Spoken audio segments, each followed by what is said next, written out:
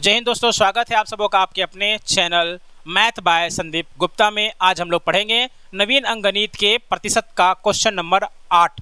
क्योंकि इससे पहले के वीडियो में मैं आप लोगों को 1 से लेकर के 7 तक का सॉल्यूशन बता चुका हूं। आज की वीडियो में 8वां नंबर से हम लोग सॉल्यूशन करेंगे। चलिए, 8वां नंबर क्वेश्चन क्या है। एक परीक्षा में 73% अभ्यर्थी मात्रात्मक अभियोग्यता और 70% समान ज्ञान में और 64% दोनों में उत्तीर्ण हुए।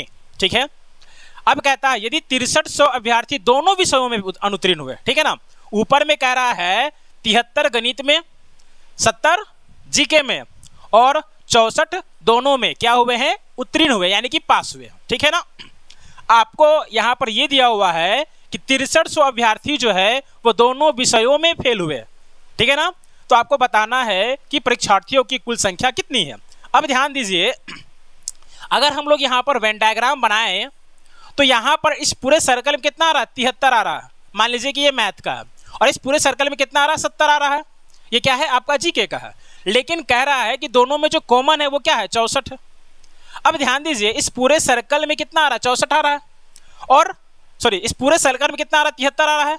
और इस सर्कल के इस भाग में कितना आ रहा है, 64 आ रहा है। यानी कि बाकी का भाग में कितना है, तो 73 माइनस 64, यानी कि हमारा कितना हो जाएगा, आपका 639 हो जाएगा। ठीक है, उसके बाद अगर यहाँ का बात किया जाए, इस पूरे सर्कल में कितना आ रहा है, 70 आ रहा है। 70 में इस पोर्शन में कितना है, 64 है, तो अंदर में कितना बच जाएगा, 70 माइनस 64 यानी कि 6।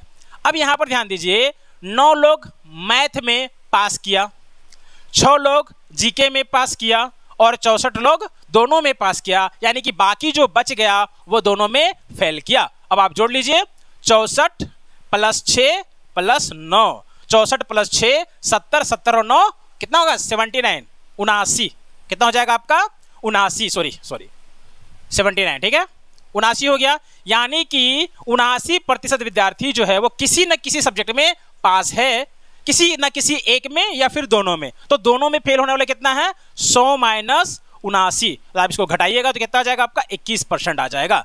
यानी कि 21% विद्यार्थी जो है दोनों का दोनों विषयों में फेल है, जिसका मान कितना दिया हुआ है, 6300। आप इसको काटिएगा तो ये 3 बार में कट जाएगा, यानी कि एक का वैल्यू कितना आ जाएगा, 300 आ जाएगा। हमको बोला कुल परीक्षार्थी, यानी कि कितना, 100 गुना 3000। तो यहाँ पर मात्र 2 गो जीरो आप लगा दीजिए, आपका आंसर आ जाएगा 30,000, जो कि ऑप्शन नंबर ए में गिवन है। ठीक है ना, आगे बढ़ते हैं हम लोग।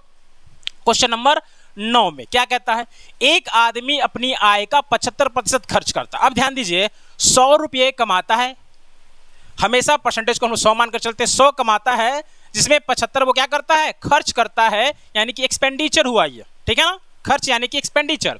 तो बचाया कितना, 25%, यानी कि सेविंग उसका कितना हो गया, 25% हो गया। ठीक है ना, आगे कहता है उसकी आय में 20% की वृद्धि हो गई और उसके व्यय में 10% की वृद्धि हो गई। अच्छा, इनकम 20 बढ़ा लेकिन खर्चा जो है वो 10% बढ़ा। अब ध्यान दीजिए, यहाँ पर पहले कमाता था 100 का 20% कितना होगा, 120। सॉरी, 100 का 20% 20 होगा, यानी कि अब वो कमा रहा है कितना, 120।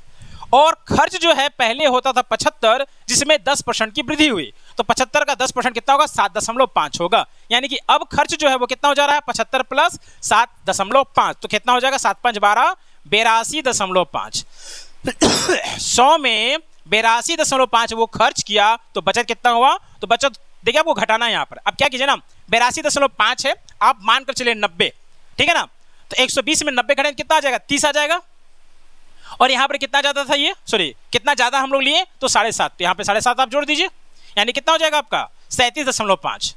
ठीक है, 37.5। तो अब यहाँ पर देख रहे हैं, पहले खर्च होता था 25%, अब खर्च हो रहा है कितना, 37.5। ठीक है, तो इसकी बचत में प्रतिशत वृद्धि ज्ञात कीजिए। सॉरी, ये बचत है, 25% पहले बचाता था, अब बचा कितना रहा, 37.5। तो कितना बढ़ा, तो आप यहाँ पर देख सकते हैं 12.5%।